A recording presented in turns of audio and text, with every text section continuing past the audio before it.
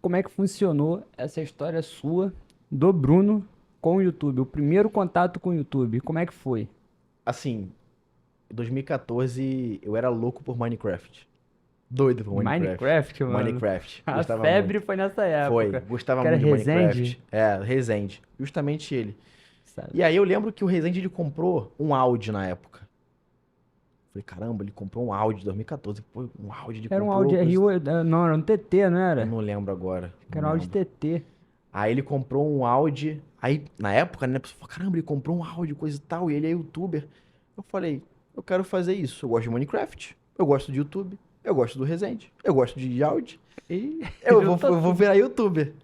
Aí eu comecei a fazer vídeo no telefone da minha mãe, cara. Eu pegava o telefone dela, esperava ela chegar do trabalho, baixava o Minecraft lá. O telefone dela só tinha 8 gigas de armazenamento. Era o LG. Eu gravava lá, coisa e tal. E o que eu buscava dentro do YouTube? Tutorial. Como fazer poção de dano, como alimentar cavalo dentro do YouTube, dentro do Minecraft, dentro. Como criar galinha, como criar vaca. Eu fazia vídeo assim. Óbvio, né? Não foi o canal que hypou, que estourou, mas me deu a base, né? Pra poder começar no YouTube. E querendo ou não, ao longo do tempo, eu fui perdendo o foco. Meu foco foi sendo desviado por várias e várias coisas, né? Relacionamento, família, religião, escola. Tudo isso tirava meu foco. Tirava meu foco dentro do YouTube. E aí, todos os anos, sabe aquelas metas que você faz no final de ano? Sim. Eu vou emagrecer, vou ler 50 As famosas livros. promessas da mudança. Exatamente. Eu falava assim, esse ano é o ano do YouTube. Aí passou 2017, 2018, 2019 e nada acontecia justamente por causa disso. E aí, mês antes de eu sair de casa, tava na pandemia, eu tava começando a ver uma onda que estava se formando. Eu tava lendo muitos livros, e os empresários falavam que para você conseguir surfar uma onda, a primeira coisa que tem que fazer é estar no mar. Verdade. Você viu que tá se formando uma onda, você vai nadar lá para poder surfar ela. Eu tava vendo uma onda se formando, que era a onda dos shorts, que tava começando a ir pro YouTube por causa do TikTok, que na época tava estourado na pandemia. E aí eu falei assim, opa, eu vou começar a fazer vídeo pro o YouTube baseado nos shorts. 6 meses depois eu bati 45 milhões de visualizações no YouTube. É muita visualização, Muita mano. visualização, muita visualização. Foi, Estourei diversos vídeos. foi só você voltar o foco ali. Exatamente. E aí, isso foi meses antes de eu sair da casa dos meus pais, né? E aí, ao longo desse meio tempo, eu tive um canal que não monetizou, me frustrou, e eu precisava desse canal para poder monetizar, para poder conseguir pagar as contas que eu já tinha saído de casa. A gente vai falar mais sobre isso, como é que eu saí de casa depois. E ao longo do tempo eu falei assim, cara, eu preciso focar cada vez mais no YouTube. A 2022, eu comecei a gravar regularmente vídeo, né? 2023, um canal meu monetizou. Sendo que, de novo, sabe aquele momento em que você tá se aproximando da pessoa que você quer ser, mas algumas coisas lá atrás te puxam pra trás? Geralmente, quando você tem contato com o passado, isso acontece. Exatamente, Imaginei. exatamente. Aquela foto do The Rock, que ele tá assim, que ele fala assim, às vezes o passado volta pra poder ver se você aprendeu. Verdade. E Forte. aí, de novo, relacionamento, namoro, religião, questões familiares, tudo voltando em um momento que eu ia estourar, entendeu?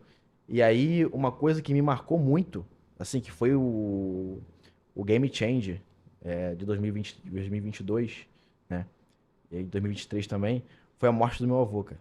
Ai, É, e você sempre fala dele? sempre falo dele, porque foi o homem que me criou, né?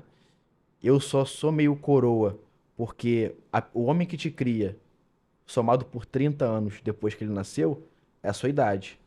Então, assim, ele nasceu em 45, eu nasci em 75. Eu já sou um cara de quase 50 anos. Uhum. Consegue perceber?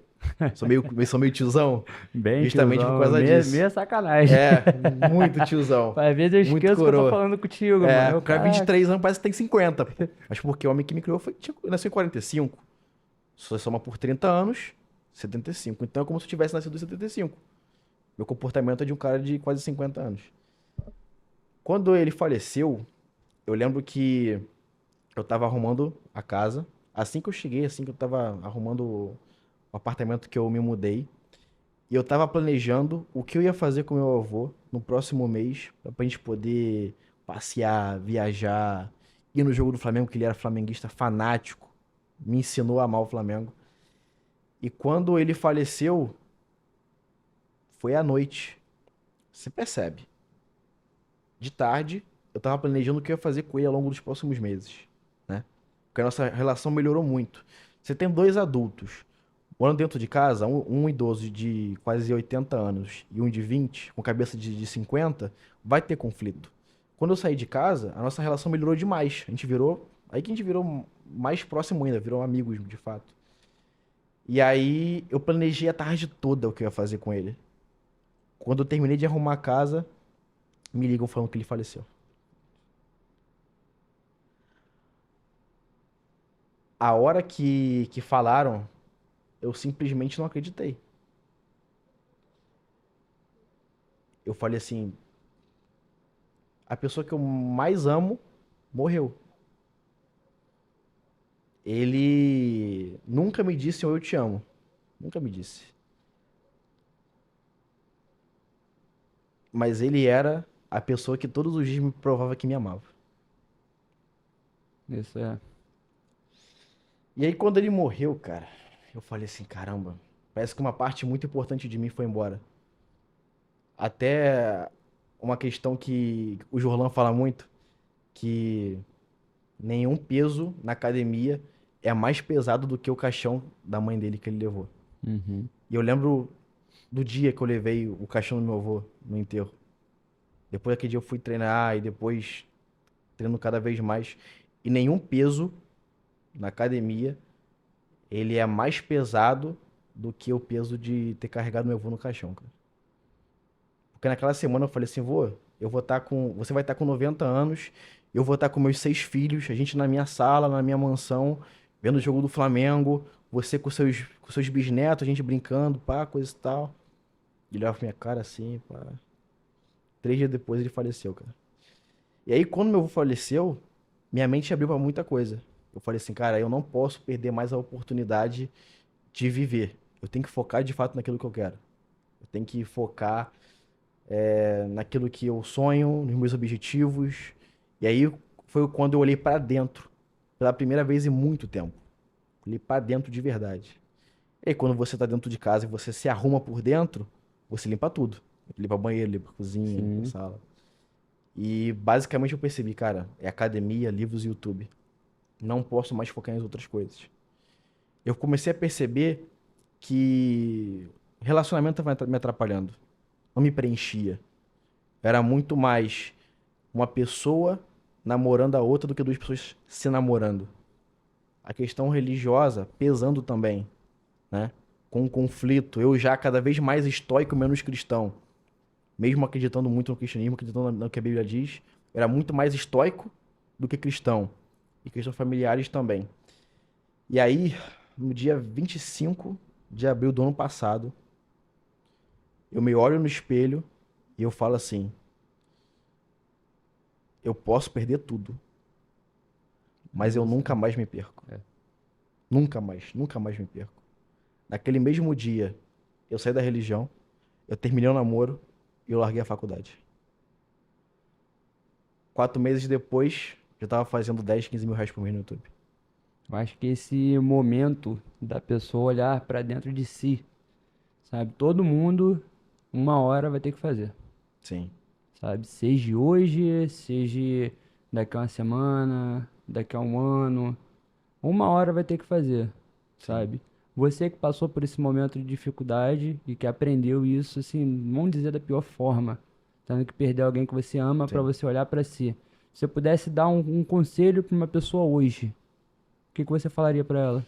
Eu falaria pra ela basicamente olhar pro interno para depois querer resolver o externo. Eu vou dar um exemplo nos países.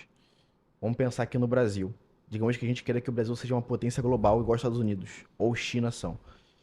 Para a gente conseguir ser uma potência global, a gente precisa ajeitar nossos problemas ainda. Porque se a gente tem problemas internos, um país dividido entre direita e esquerda, lado A e lado B, problemas sociais entre norte, sul e por aí vai, a gente não vai conseguir ter a energia, o dinheiro e a inteligência de dominar a América do Sul. de dominar o mundo, assim como os Estados Unidos e China. Então, assim como os países, as pessoas primeiro têm que resolver seus conflitos internos para depois resolver os externos. Porque se você tentar resolver o externo primeiro, para depois se resolver, a sua vida ela pode mudar. Porque com trabalho, com disciplina e com inteligência, você vai chegar em algum lugar. Mas você vai chegar todo destruído. Todo destruído. Entendeu? O que acontece geralmente, até em livros que eu leio sobre empresários e pessoas que tiveram sucesso, é que ganhou dinheiro demais e chegou e falou assim: e agora? O que eu vou fazer da vida? Mas por quê? Focaram em resolver o externo, mas o interno não tinha. Então, assim, o conselho que eu dou para as pessoas que estão passando por essa falta de foco, sabem que ela sente que a vida dela poderia ser melhor ou que o caminho que ela está seguindo não é o caminho que ela quer. Eu falo para ela: olhe para si mesmo. Comece a analisar o seu interno. Para poder analisar aquilo que está acontecendo com você dentro de si. Quais são os seus traumas? Quais são os seus medos? Quais são os seus sonhos? Isso tudo, se você não souber na ponta da língua, você vai se enrolar de novo. Então, por exemplo, eu tinha eu tinha uma questão com a questão do México, que eu fui preso no México. Não sei se você sabe disso. Ah, você vai ter que contar essa Eu vou história. contar, eu vou contar. Foi a primeira vez na vida que eu cheguei perto de ter depressão.